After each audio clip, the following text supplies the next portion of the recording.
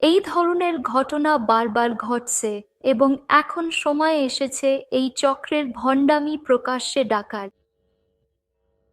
আর বাকি সবার, বিশেষ করে ডানপন্থীদের জন্য মূল বার্তা হলো ওদের মধ্যে যেভাবে সমন্বয় সিঙ্ক্রোনাইজেশন আছে এবং ওরা যেভাবে নিজেদের বক্তব্য জোরালোভাবে তুলে ধরতে পারে সেটা শেখার মতো।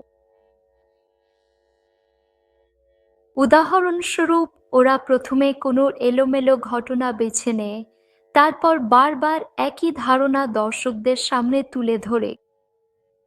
বিভিন্ন পোর্টাল থেকে, হোক সেটা সংবাদ মাধ্যম বা অনলাইন পোর্টাল, সব জায়গা থেকেই ওরা এই বিষয়টা তুলে ধরে বা সামনে নিয়ে আসে যে এই ঘটনা ঘটছে।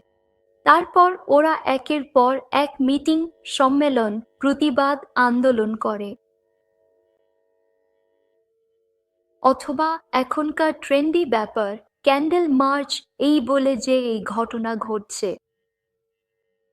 এরপর ওরা ভারতের বাইরের শক্তিগুলো থেকে যথেষ্ট সমর্থন জোগাড় করে এবং সরাসরি সুপ্রিম কোর্টে একটি জনস্বার্থ মামলা দায়ের করে। এবং যেমনটা হয়ে আসছে, আইনি সক্রিয়তা এই গোষ্ঠীর অন্যতম শক্তি। কেবল এবং তারা তাই করে আসছে। ধন্যবাদ, এভাবে তারা জমি ও সমর্থন পাচ্ছে।